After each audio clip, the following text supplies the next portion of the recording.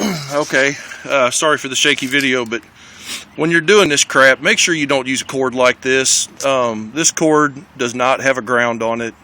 It is going to kill you doing this crap. I guess I just made the observation just a minute ago that that prong was broken off of there. We're cutting a tank with an electrical device, and the tank has water in it, and the last thing you want to do is wind up dead over this deal.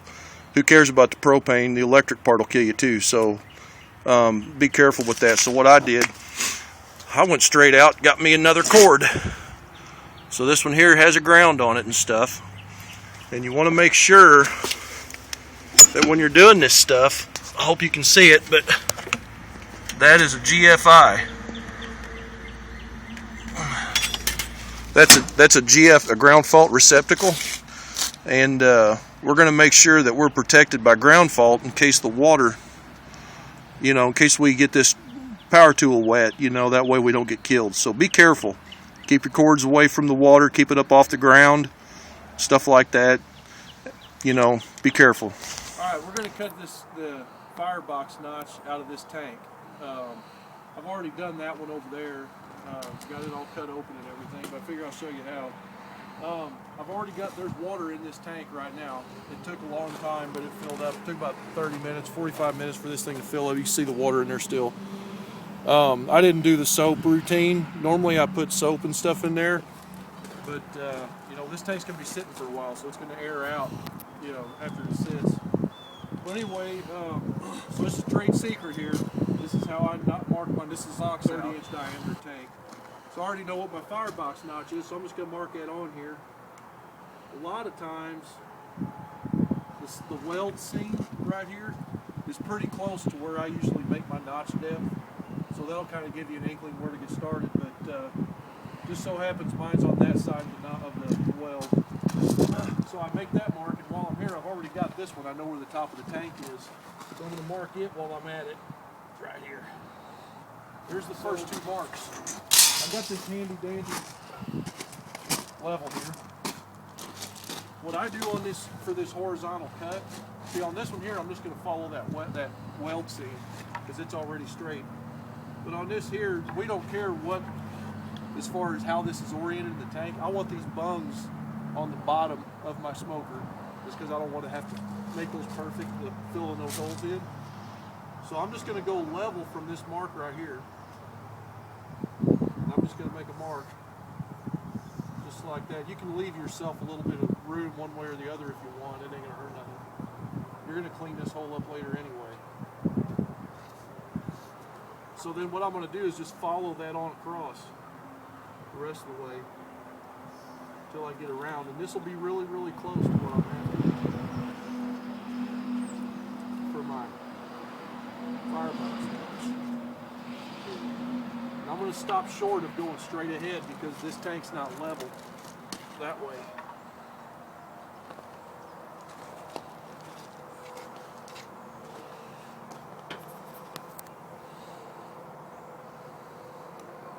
Again, I'm just making this level there. And that's how I'm finding my spot for the next. Go around there. And then what I do is if you look at the bubble on this level, right here, you'll see the tank's not totally level. It's just a little on that side of the line. So what I'm going to do is I'm going to set this level. I'm going to guess approximately that same amount of bubble going over the edge. I'm going to do the same thing on this side.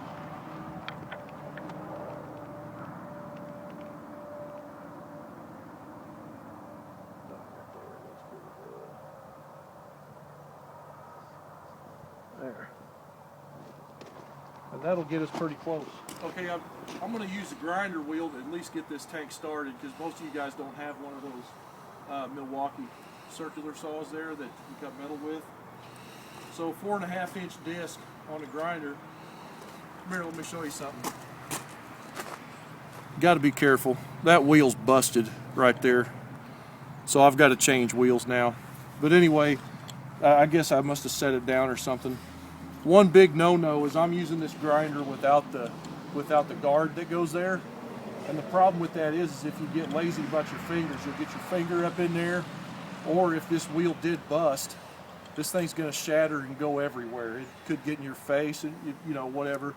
So you always want to make sure you got your helmet on, you know, some gloves, your welding jacket, long jeans and stuff, and then you need to have your guard on there. But I'm crazy, you know, I don't use it usually, so but that's bad. So don't do that. Brand new wheel. It's not going to blow up on me. One more thing, whenever you're cutting, this thing's full of water, and we don't want water getting in our grinder, or so you don't want to die electrocution, you know. So keep your cords and stuff up off the ground, you know. So like this, I've got it leaning up on top here. That way, it's not sitting in a water puddle.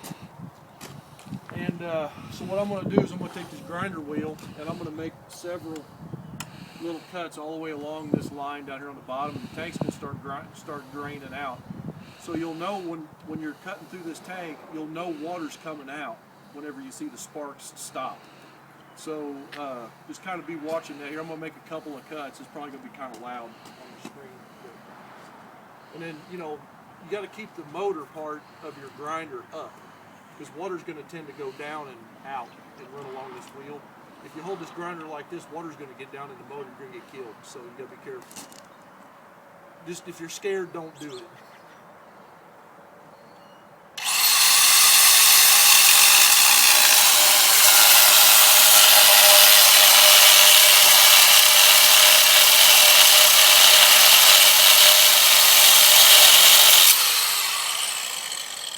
So if you notice there, the sparks almost completely stopped, and now water's coming out. So I'm going to make 5 or 6 cuts across here, and that's going to make it come out a lot faster.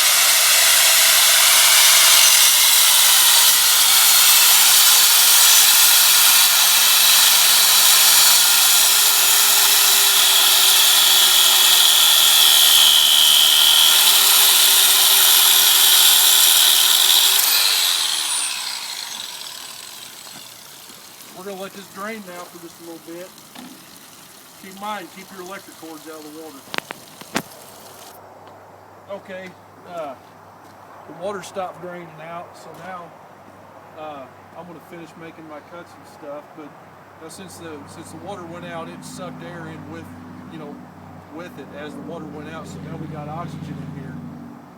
And this is a little overkill probably, but I just seem to be safe. So what I did is I got nitrogen bottles and stuff laying around here because we're in the refrigeration business too. So I've got a bottle of nitrogen hooked up. You can use CO2 or welding gas like argon, you know, CO2 argon mix or whatever. Some inert gas that's not flammable, a non-flammable one. And all I did is I just got this just trickling. You can hear it just barely trickling in there. And so what it's doing is it's pushing the oxygen out because it's lighter than the nitrogen is. So anyway, so I'm going to finish cutting. Like I said, make sure you keep your cords, because there's water on the ground now. Keep your cords out of the water. Keep your motor up on your grinder. Make sure you get all your safety gear on.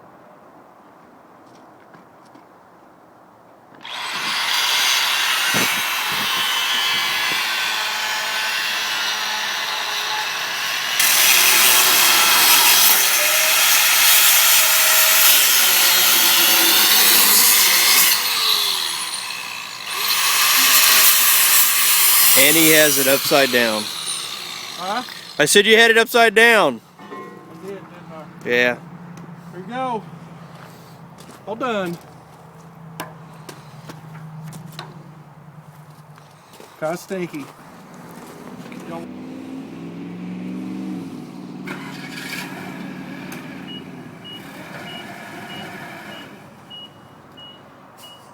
Burn it. A little cold.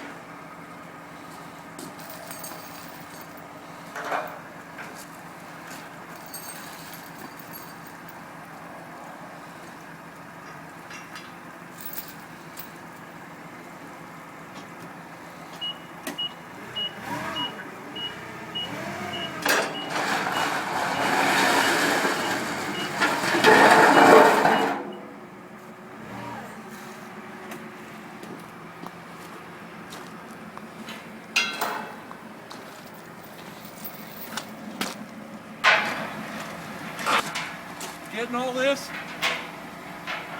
All of it. All of it.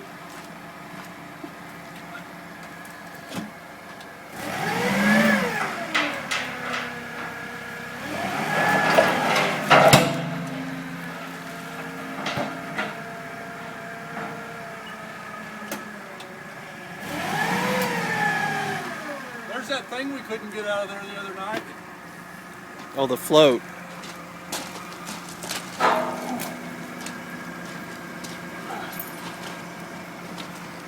What's left of it.